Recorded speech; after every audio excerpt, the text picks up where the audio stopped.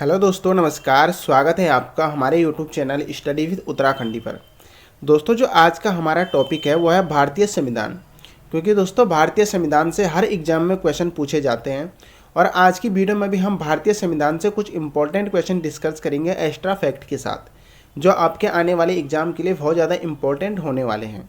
तो दोस्तों वीडियो में अंत तक बने रहना और वीडियो को लाइक और चैनल को सब्सक्राइब जरूर करना। तो चलो दोस्तों, बिना किसी देरी किए वीडियो की शुरुआत करते हैं। हमारा आज का पहला क्वेश्चन है, संविधान के गठन की मांग सर्वप्रथम किस व्यक्ति ने की थी? तो दोस्तों संविधान के गठन की मांग सर्वप्रथम की थी बाल गंगाधर तिलक जी ने।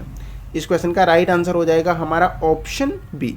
और बाल गंगाधर तिलक जी के द्वारा संविधान के गठन की मांग की गई थी 1895 में। ये आपको बिल्कुल याद रखना है। सर्वप्रथम किसने की थी? बाल गंगाधर तिलक जी ने। कब की थी? 1895 में। और दोस्तों भारतीय राष्ट्रीय कांग्रेस के द्वारा भी संविधान के गठन की मांग की गई थी 1936 में। ये भी आपको बिल्कुल याद रखना है। ये क्वेश्चन भी पूछा जा सकता है कि भारतीय राष्ट्रीय कांग्रेस के द्वारा संविधान के गठन की मांग कब की गई थी? तो 1936 में की गई थी राष्ट्रीय कांग्रेस के द्वारा संविधान के गठन की मांग। और जिस अधिवेशन में की गई थी वो भारतीय राष्ट्रीय कांग्रेस का 50वां अधिवेशन था। और ये अधिवेशन हुआ था फैजपुर में और इसकी अध्यक्षता की गई थी इसकी अध्यक्षता की गई थी जवाहरलाल नेहरू जी के द्वारा। तो ये सारे फैक्ट दोस्तों आपको बिल्कुल याद रखने हैं। बढ़ते हैं अगले क्वेश्चन की तरफ। अगला क्वेश्चन है हमारा, भीमराव अंबेडकर कहाँ से संविधान सभा में निर्वाचित हुए थे? तो दोस्तों भीमराव अंबेडकर जी पश्चिम बंगाल से संविधान में निर्वाचित हुए थे। इस क्वेश्चन का राइट आंसर हो जाएगा हमारा ऑप्शन सी। अब दोस्तों अगर हम भीमराव अंबेडकर जी से अन्य क्वेश्चन बन सकते हैं, जो उनकी बात करें तो क्वेश्चन बन सकता है कि भीमराव अंबेडकर जी का जन्म कब हुआ था? तो दोस्तों इनका जन्म हुआ था 14 अप्रैल 1891 को। ये आपको बिल्कुल याद रखना है। इनका जन्म हुआ था 14 अप्रैल 1891 को हुआ था मध्य प्रदेश में। ठीक है। और भीमराव अंबेडकर जी के बचपन का नाम था सकपाल। ये भी आपको बिल्कुल याद रखना है। ये भी पूछा जा सकता है कि भीमराव अंबेडकर जी का बचपन का नाम क्या था? तो दोस्तों इनके बचपन का नाम था सकपाल। और भीमराव अंबेडकर जी को भारत रत्न से सम्मानित किया गया था 1990 में। ये भी आपको याद रखना है। ये बहुत ज़्यादा इंपॉर्टेंट फैक्ट है। और प्रारूप समिति के अध्यक्ष कौन थे? ये क्वेश्चन भी बन सकता है। तो प्रारूप समिति के अध्यक्ष भी थे भीमराव अंबेडकर। और जो प्रारूप समिति थी इसमें सदस्यों की संख्या कितनी थी? तो प्रारूप समिति में सदस्यों की संख्या थी 7। ये क्वेश्चन भी बन सकता है। तो दोस्तों ये सारे फैक्ट आपको बिल्कुल याद रखने हैं। भीमराव अंबेडकर जी कहाँ से संविधान सभा में निर्वाचित हुए थे? पश्चिम बंगाल से। भीमराव अंबेडकर जी का जन्म कब हुआ था? 14 अप्रैल 1891 में मध्य प्रदेश में। ठीक है। और भीमराव अंबेडकर जी के बचपन का नाम क्या था? सकपाल। और इनको भारत रत्न से कब सम्मानित किया गया? 1990 में। प्रारूप समिति के अध्यक्ष कौन थे? डॉक्टर भीमराव अंबेडकर। और प्रारूप समिति के सदस्यों की संख्या कितनी थी? 7। तो ये सारे फैक्ट आपको याद रखने हैं। बढ़ते हैं अगले क्वेश्चन की तरफ। अगला क्वेश्चन है हमारा, संविधान सभा द्वारा भारतीय राष्ट्रीय ध्वज को कब मान्यता दी गई? तो दोस्तों संविधान सभा के द्वारा राष्ट्रीय ध्वज को मान्यता दी गई थी 22 जुलाई 1947 को। इस क्वेश्चन का राइट आंसर हो जाएगा हमारा ऑप्शन ए। और अगर आपसे क्वेश्चन पूछा जाए कि संविधान सभा द्वारा जो हमारा राष्ट्रीय प्रतीक है उसको कब मान्यता दी गई थी? तो संविधान सभा के द्वारा राष्ट्रीय प्रतीक को मान्यता दी गई थी 26 जनवरी 1950 को। ये भी आपको बिल्कुल याद रखना है। और अगर राष्ट्रीय गान पूछा जाए कि संविधान सभा के द्वारा राष्ट्रीय गान को कब अपनाया गया था? तो राष्ट्रीय गान को अपनाया गया था 24 जनवरी 1950 को। तो ये तीनों फैक्ट दोस्तों आपको बिल्कुल याद रखने हैं। बढ़ते हैं अगले क्वेश्चन की तरफ। अगला क्वेश्चन है हमारा, भारतीय संविधान के किस भाग को संविधान की कुंजी कहा जाता है? तो दोस्तों संविधान की कुंजी कहा जाता है प्रस्तावना को। इस क्वेश्चन का राइट आंसर हो जाएगा हमारा ऑप्शन बी। अब दोस्तों प्रस्तावना से क्वेश्चन बन सकता है कि जो भारतीय संविधान की प्रस्तावना है वो किन शब्दों से शुरू होती है? तो भारतीय संविधान की प्रस्तावना शुरू होती है हम भारत के लोग। ये आपको बिल्कुल याद रखना है। ये क्वेश्चन बन सकता है कि भारतीय संविधान की प्रस्तावना किन शब्दों से शुरू होती है? तो आप बताएंगे हम भारत के लोग। और जो भारतीय संविधान है दोस्तों इसको बनने में कितना समय लगा था, या भारतीय संविधान निर्माण में कितना समय लगा था, ये क्वेश्चन भी बन चुका है। तो दोस्तों भारतीय संविधान के निर्माण में समय लगा था 2 वर्ष 11 माह और 18 दिन का। ये आपको बिल्कुल याद रखना है। भारतीय संविधान निर्माण में कितना समय लगा, 2 वर्ष 11 माह और 18 दिन का। बढ़ते हैं अगले क्वेश्चन की तरफ। अगला क्वेश्चन है हमारा, संविधान सभा का प्रथम अधिवेशन कहाँ हुआ था। तो दोस्तों संविधान सभा का जो प्रथम अधिवेशन हुआ था वो दिल्ली में हुआ था। इस क्वेश्चन का राइट आंसर हो जाएगा हमारा ऑप्शन सी। और जो संविधान सभा का प्रथम अधिवेशन दिल्ली में हुआ था 9 दिसंबर 1946 को।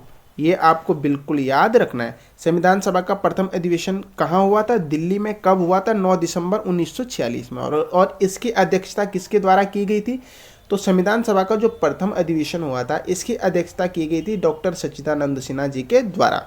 अब ये बात तो हो गई प्रथम अधिवेशन की। अगर आपसे पूछा जाए कि संविधान सभा का द्वितीय अधिवेशन कब हुआ था, तो संविधान सभा का द्वितीय अधिवेशन हुआ था 11 दिसंबर 1946 को। ये भी आपको बिल्कुल याद रखना है। और जो अधिवेशन 11 दिसंबर 1946 को हुआ था द्वितीय अधिवेशन, इस अधिवेशन में संविधान सभा के अस्थायी अध्यक्ष चुने गए थे डॉक्टर राजेंद्र प्रसाद। ये भी आपको बिल्कुल याद रखना है। अगला क्वेश्चन है हमारा, 11वीं अनुसूची को संविधान में कब जोड़ा गया।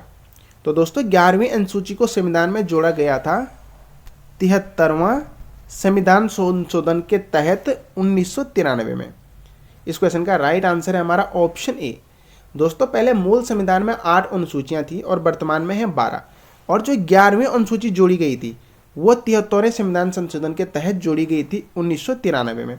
क्वेश्चन इस प्रकार से भी बन सकता है कि संविधान में जो 11वीं अनुसूची जोड़ी गई वो किस संविधान संशोधन के तहत जोड़ी गई, तो वो 73वें संविधान संशोधन के तहत जोड़ी गई थी 1993 में। ठीक है। और जो 11वां संविधान संशोधन है, ये क्वेश्चन भी बन चुका है कि जो 11वां संविधान संशोधन है, जो 11वीं अनुसूची है, इसका संबंध किससे है। तो दोस्तों 11वीं अनुसूची का संबंध है पंचायती राज व्यवस्था से, पंचायती राज व्यवस्था से। ये भी आपको बिल्कुल याद रखना है। बढ़ते हैं अगले क्वेश्चन की तरफ। अगला क्वेश्चन है हमारा, संविधान की आत्मा कहा जाता है। तो दोस्तों संविधान की आत्मा कहा जाता है अनुच्छेद 32 को। इस क्वेश्चन का राइट आंसर है हमारा ऑप्शन डी। और अनुच्छेद 32 को संविधान की आत्मा किसने कहा था, ये क्वेश्चन बन सकता है। तो दोस्तों अनुच्छेद 32 को संविधान की आत्मा कहा था भीमराव अंबेडकर जी ने। यह भी आपको बिल्कुल याद रखना है। अगला क्वेश्चन है हमारा, और बहुत ज़्यादा इंपॉर्टेंट क्वेश्चन है, किसने कहा था अच्छा नागरिक अच्छा राज्य बनाता है और बुरा नागरिक बुरा राज्य। तो दोस्तों यह कथन दिया था प्लेटो ने। इस क्वेश्चन का राइट आंसर हो जाएगा हमारा ऑप्शन सी। प्लेटो ने कहा था अच्छा नागरिक अच्छा राज्य बनाता है और बुरा नागरिक बुरा राज्य।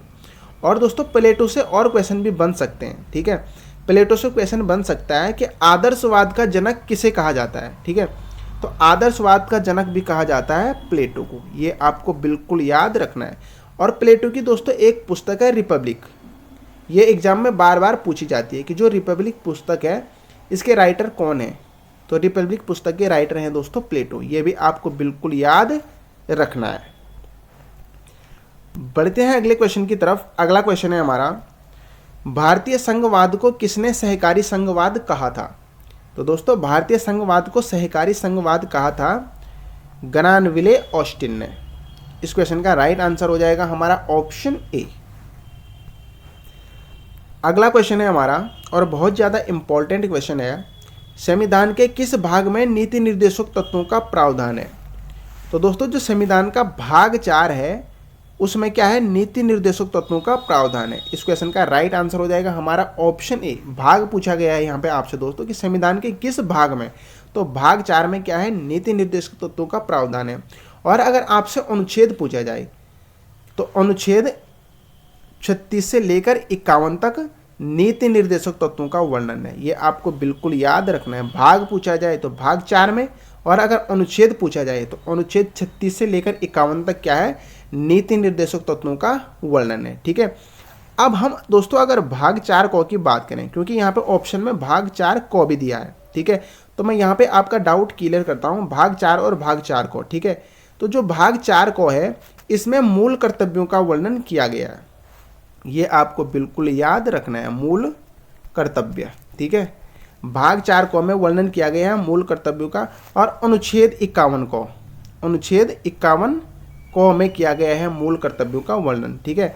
भाग 4 में मैंने आपको बता दिया है, भाग 4 में किसका है, नीति निर्देशक तत्वों का, और अनुच्छेद 51 से लेकर 36 से लेकर 51 तक इनका वर्णन है। और भाग 4 क में मूल कर्तव्यों का वर्णन है, और अनुच्छेद पूछा जाए तो अनुच्छेद 51 क में। बढ़ते हैं अगले क्वेश्चन की तरफ। अगला क्वेश्चन भी बहुत ज़्यादा इंपॉर्टेंट है। राजभाषा का प्रावधान संविधान के किस भाग में है? तो दोस्तों राजभाषा का प्रावधान है संविधान के भाग 17 में। इस क्वेश्चन का राइट आंसर हो जाएगा हमारा ऑप्शन ए। अब दोस्तों अगर हम अन्य ऑप्शनों की बात करें, भाग 9, ठीक है, तो जो भाग 9 है दोस्तों इसमें पंचायतों का प्रावधान है, ये आपको बिल्कुल याद रखना है, पंचायतें, ठीक है। भाग 17 में तो हो गया राजभाषा का प्रावधान, लेकिन जो भाग 9 है इसमें किसका प्रावधान है, पंचायतों का प्रावधान है। और अगर हम भाग 9 क की बात करें तो भाग 9 क में नगर पालिकाओं का, ठीक है, नगर पालिकाओं का प्रावधान है, ठीक है। तो इसलिए दोस्तों आपको बिल्कुल भी कंफ्यूज नहीं होना है, भाग 9 पूछा जाए या 9 क पूछा जाए, ठीक है। भाग 9 में पंचायतों का प्रावधान है, अगर भाग 9 क पूछा जाए तो नगर पालिकाओं का प्रावधान है, और भाग 17 में राजभाषा का प्रावधान है।